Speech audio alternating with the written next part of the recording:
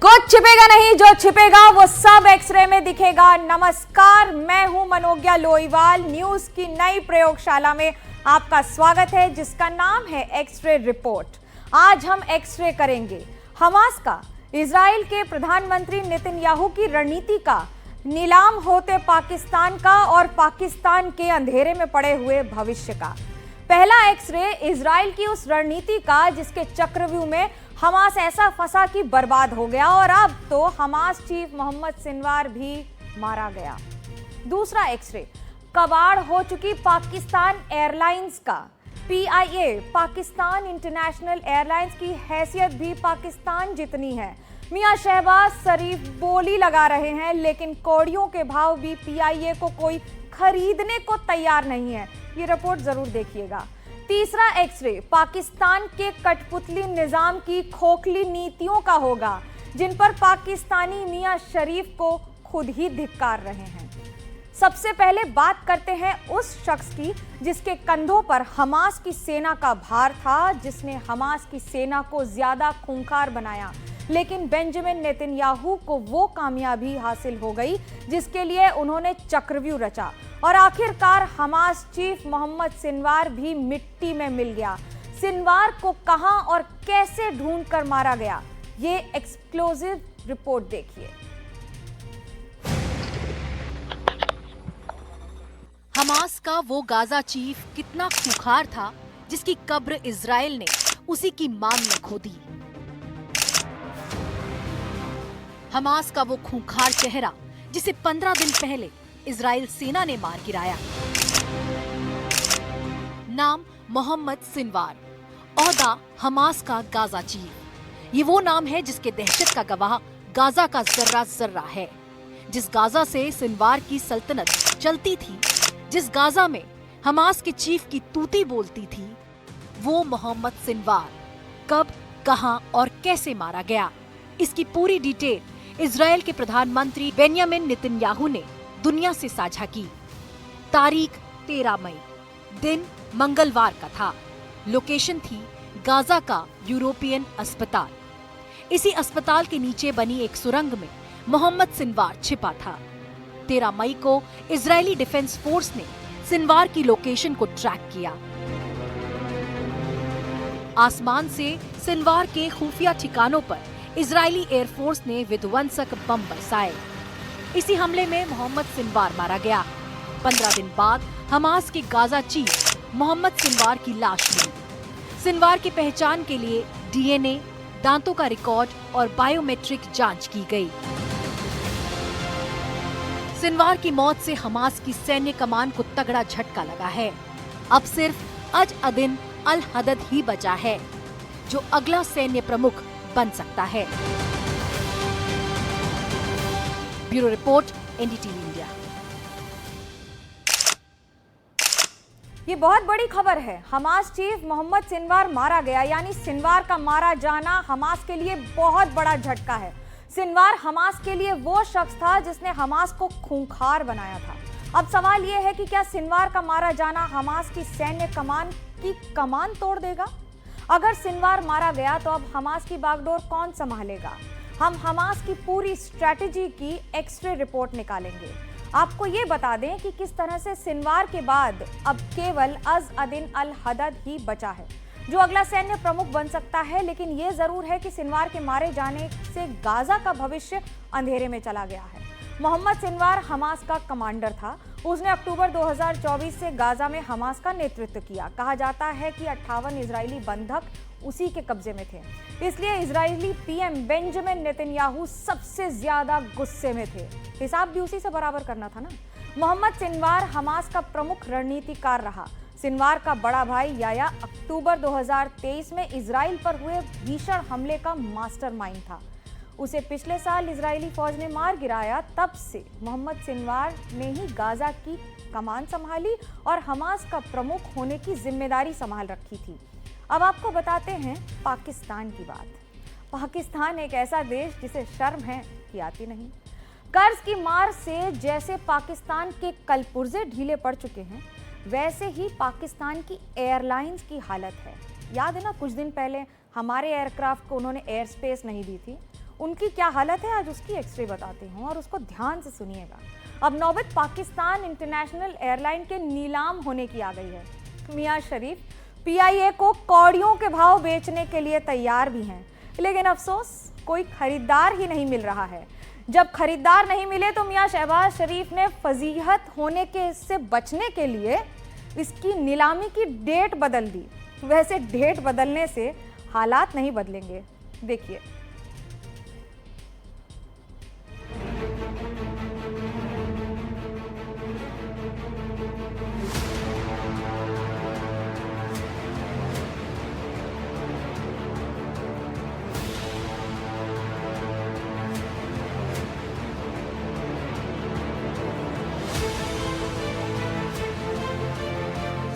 पानी और खून भी एक साथ नहीं बह सकता।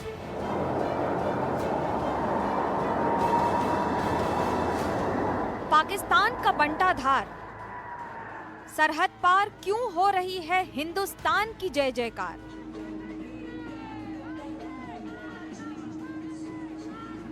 मैं ये कहना चाहता हूं, उसमें सिर्फ इस बात का जिक्र जब बात आती है आतंकवादियों के जनाजे निकले, उस जनाजे को स्टेट ऑनर दिया गया पाकिस्तान में। क्या नीलाम हो जाएगा पाकिस्तान? क्या गुलाम हो जाएगा पाकिस्तान? क्या कर्ज के दलदल में डूब जाएगा Pakistan? National monetary fund IMF द्वारा, जो कि एक इंटरनेशनल ऑर्गेनाइजेशन है, कि आज के समय में पाकिस्तान को किसी भी तरह की आर्थिक सहायता टेरर फंडिंग से कम नहीं है। भारत यही चाहेगा कि IMF पाकिस्तान को अपनी $1 बिलियन की असिस्टेंस पर वह पुनर्विचार करे। क्या पाकिस्तान का संपूर्ण पतन होने वाला है? पाकिस्तान का वजूद बिना लड़े कैसे मिटने वाला है? सवालों का ये तिलिस्म पाकिस्तान को बेचैन कर रहा है। पाकिस्तान पतन के पथ पर नॉन स्टॉप रफ्तार से फर्राटा भर रहा है। कैसे? अब इसके हाइलाइट्स जान लीजिए। पाक का पतन पथ कयामत से कयामत तक। नीलाम होने की कगार पर पाकिस्तान इंटरनेशनल एयरलाइंस। नीलामी की डेडलाइन 19 जून तक बढ़ी। मियां शरीफ पीआईए की 100% हिस्सेदारी बेचने को तैयार। खबर बहुत बड़ी है। बदहाली के भंवर में फंसे पाकिस्तान का दिवाला निकलने वाला है। बदहाली के दिन हैं कि सुधरते ही नहीं। कर्ज में डूबी मियां शरीफ की सरकार फंड जुटाने के लिए अपनी national airline Pakistan national airlines को नीलाम करने में लगी है, लेकिन बदकिस्मती से पाकिस्तान को ढूंढे खरीदार नहीं मिल रहे। मियां शरीफ बेचैन हैं। बेचैनी की वजह है घाटे में चल रही पाकिस्तान एयरलाइंस पर कोई निवेशक दांव नहीं लगा रहा। एविएशन का जो सिनेरियो है पूरे वर्ल्ड के अंदर बहुत बूम पे है, लेकिन कुछ कंट्रीज ऐसी हैं जिसके अंदर ये कंट्री इस कंपटीशन के अंदर बिल्कुल पिछड़ चुकी है। जिसमें पहला नाम अगर देखा जाए तो पाकिस्तान का है। बहुत छोटी कंट्रीज हैं, वो भी अच्छा राइज कर रही हैं और पाकिस्तान का नाम इसलिए पिछड़ी हुई एयरलाइंस में आ रहा है क्योंकि यहाँ पे जो इनका पॉलिटिकल माहौल है, जो वहाँ पर सामाजिक स्तर का माहौल है लोगों का, और जो टेररिज्म की वजह से ये बदनाम कंट्री है, इस वजह से ये हर क्षेत्र में पिछड़ चुकी है और इसका इम्पैक्ट जो है इनकी एविएशन इंडस्ट्री के ऊपर भी बहुत बुरा पड़ा है। हुआ यूं कि मियां शरीफ ने पीआईए को बेचने के लिए खूब एड़ियां घसी। इच्छुक कंपनियों और निवेशकों को बोली लगाने के लिए 3 जून तक की डेडलाइन रखी, लेकिन पाकिस्तान की फिसड्डी एयरलाइंस में किसी ने इंटरेस्ट नहीं दिखाया। फजीहत होने लगी तो मियां शरीफ ने डेडलाइन की डेट 19 जून तक बढ़ा दी। पाकिस्तान के बुरे दिनों का अंदाजा लगाना मुश्किल नहीं है। पीआईए को नीलाम कर मियां शरीफ अपने कौन से मंसूबे सिद्ध करना चाहते हैं, ये जानेंगे तो पाकिस्तान की हैसियत का अंदाजा हो जाएगा। कौड़ियों के भाव नहीं बिकी पीआईए। पाकिस्तान सरकार पाकिस्तान इंटरनेशनल एयरलाइंस में 51% से 100% हिस्सेदारी बेचने पर विचार कर रही है, ताकि नगद संकट से जूझ रहे पाकिस्तान को बचाया जा सके। पीआईए को निजी कंपनियों के हाथों में सौंपा जा सके और आईएमएफ से मिले 7 अरब डॉलर के इम्प्रूवमेंट प्रोग्राम के तहत राजस्व की सेहत सुधारी जा सके। पाकिस्तान एयरलाइंस को बेचने के लिए मियां शरीफ इतने बेताब क्यों हैं? इसकी इनसाइड स्टोरी भी बहुत दिलचस्प है। अप्रैल महीने में पीआईए ने 2 दशकों में पहली बार सालाना मुनाफा दर्ज किया था। मियां शरीफ को लगता है कि ये संभावित खरीदारों के लिए एक पॉजिटिव सिग्नल है, लेकिन पाकिस्तान की किस्मत अभी ऐसी कहां, डूबते को तिनके का सहारा भी नहीं है। पाकिस्तान बर्बादी के जबड़े में फंसा है। नौबत एयरलाइंस को नीलाम करने की आ गई है, लेकिन शर्म है कि मियां शरीफ को आती नहीं। पाकिस्तानी एयरलाइन को बचाने की नौबत आई क्यों? अब मैं इसका एक्सरे करूंगी। पाकिस्तान एविएशन मिनिस्ट्री की खुद की रिपोर्ट बताती है कि कर्ज बेहिसाब है और नीलाम हो रहा पाकिस्तान का पीआईए है। 2024 के अंत में पाकिस्तान एयरलाइंस का कुल घाटा 60,000 करोड़ पाकिस्तानी रुपए था। ईंधन की बढ़ती कीमतें, विमानों के रखरखाव में देरी, विदेशी मुद्रा की कमी ने पीआईए को इंटरनेशनल फ्लाइट्स रद्द करने या कम करने पर मजबूर कर दिया था। बहुत ज्यादा प्रभावित भी हुई थी इसकी फ्लाइट्स। मियां शरीफ के लिए थोड़ी सी राहत की खबर अप्रैल 2025 में आई। पाकिस्तान इंटरनेशनल एयरलाइंस ने करीब 21 साल बाद कंगाली के दौर के बाद थोड़ा सा मुनाफा कमाया। 2025 में पीआईए को करीब 26 अरब रुपए का मुनाफा हुआ। ये मुनाफा बहुत होता है। उनको लगा कि यही मौका है कि इस एयरलाइंस को पॉजिटिव नोट पर लाकर बेच दो। सुनिए एक्सपर्ट्स क्या कहते हैं। अगर आज से हम देखा जाए तो पाकिस्तान एयरलाइन को इस्टेब्लिश हुए लगभग 70 साल हो गए हैं। ये तकरीबन 26 अक्टूबर 1946 को इसकी स्थापना हुई थी और जिसका ऑपरेशन स्टार्ट हुआ था तो 11 मार्च 1955 को इसका ऑपरेशन स्टार्ट हुआ था। तो लगभग इसको 70 साल ऑपरेशन में हो गए। इस ऑपरेशन में इन्होंने 70 साल के अंदर अपने फ्लीट के अंदर सिर्फ अभी तक इनके पास 32 यानी कि 32 एयरक्राफ्ट ही हैं जो पुरानी सीरीज एयरक्राफ्ट हैं, 2004 के बने हुए हैं।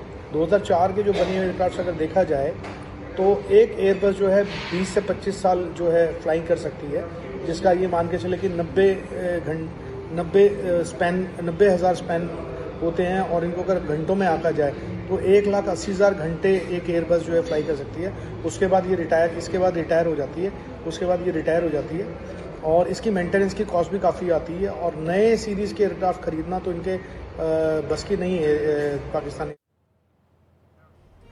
इनके बस में कुछ नहीं है। 20 साल पुराना एयरक्राफ्ट चला रहे हैं, अपनी जनता की जान खतरे में डालकर छोड़ दे रहे हैं। खरीदार मिल नहीं रहा है, लेकिन शर्म है कि आती नहीं। कल आपसे रात को 10 बजे फिर मुलाकात होगी इसी शो पर एक्सरे रिपोर्ट के साथ। तब तक के लिए शुभ रात्रि।